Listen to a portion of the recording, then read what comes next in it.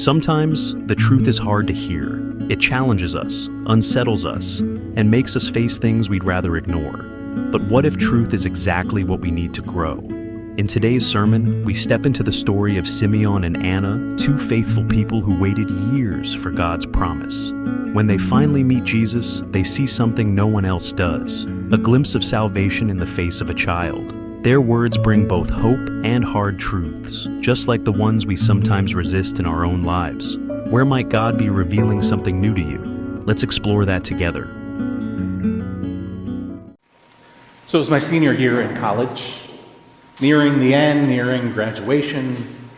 I was a theology major, and as part of that major, we had to write a culminating senior thesis and then defend it in front of our thesis advisor and at least one or two other professors who were able to read and engage for the defense. My advisor was Dr. B, one of the hardest, kindest, no-nonsense professors that I've ever had. She challenged me very much, and she really didn't want to take on my topic. I wrote about the biblical view of homosexuality in the Bible and in the church. I was going off to seminary. I'd at least have to deal with it eventually, right?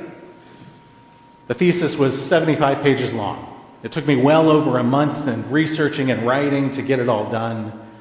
There were a lot of late nights, a lot of poring over biblical texts and scholarly books and everything you could imagine. In a thesis, you have to take a position one way or another and argue it. At least that's what they told me. I wanted to say that we don't know enough about the ancient context to liken it to anything that we know in our world. But Dr. B said, that won't cut it. So I took a position. I wrote it up, citing everything that I could, being as faithful as I knew how to be at 22 years old. I went in for the defense, and the only other professor that was able to read and participate in my defense was the new philosophy professor who had never done this before. Let's just say they tore me apart.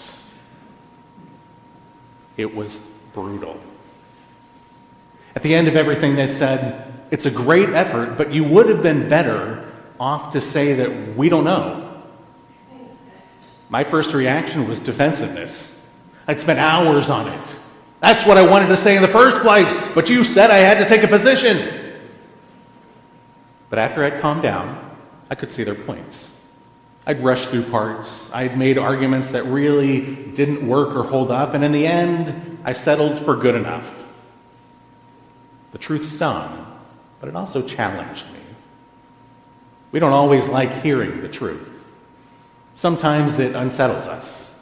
It exposes something that we'd rather not face. But honest critique, especially when it comes from someone who cares about us, isn't meant to tear us down. It's meant to help us grow. In today's gospel reading, Mary and Joseph bring the infant Jesus to the temple in Jerusalem for a sacred purpose. As Jews, they are there to present their firstborn son to God, following the law that set apart every male as holy in Leviticus. It's meant to be a moment of dedication, a quiet act of devotion, but it becomes something way more. Two figures, Simeon and Anna, are waiting. These two are not just bystanders, they're devout, prayerful people who have spent years longing for God's salvation and redemption. And when Simeon takes Jesus into his arms, he sees something that no one else does. He recognizes that this child is the fulfillment of God's promise. But his message to Mary is not all joy. He speaks words that cut deep. He tells her that Jesus will be a sign from God, but one that will be opposed. And then he tells her something personal, something painful. The sword will pierce your own soul too. It's not the kind of blessing that most new parents expect to hear, but it's the truth. Jesus will change the world, but that change won't come without struggle. As we reflect on this gospel reading from Luke, we step into this moment, one filled with hope, revelation, and a truth that's both beautiful and hard to hear. Simeon is promised that he would not see death until he saw the Lord's anointed or Messiah. What he finds is life and peace in the baby Jesus. Who knew if he would expect to find that in a baby? But in the song that he sings, and which we will hear later in the service, he sees what the promised future looks like: peace and joy. And Anna, after years of prayer and fasting, also recognizes the hope of salvation in the baby Jesus and praises God. Words of blessing, words of hope, and yet not at all where they expected to find blessing and hope. What about us? Where is it that we expect to find hope and blessing? And if it is indeed true that we find them in words and instances that seem like the opposite of hope and blessing, what does that mean for us? We all have times when we're wishing for something to be over or wondering what's next. But God gives us hope to help us get through those tough times, not just escape them. It's kind of a paradox. Life comes from death, like how Jesus gave up his life for the world and for all people.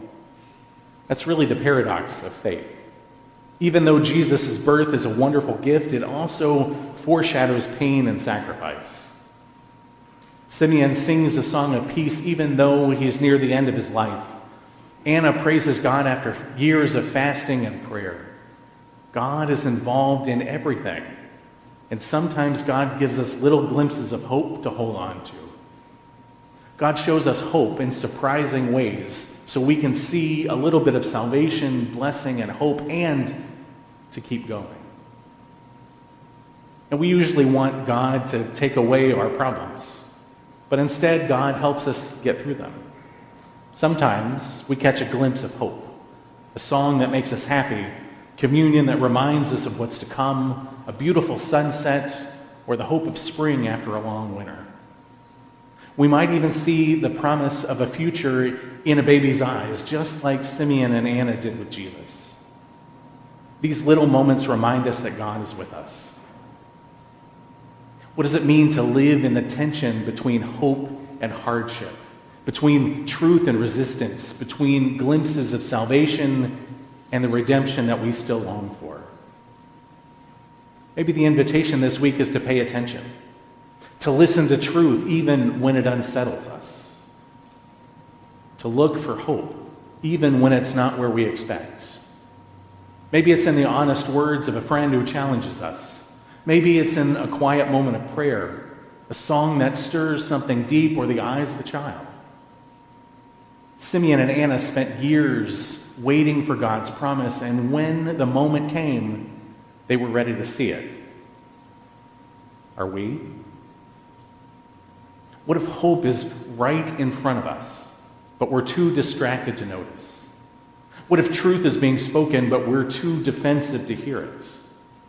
What if God is showing up in ways that we never expected? This week, I invite you to wonder, where is God revealing something new?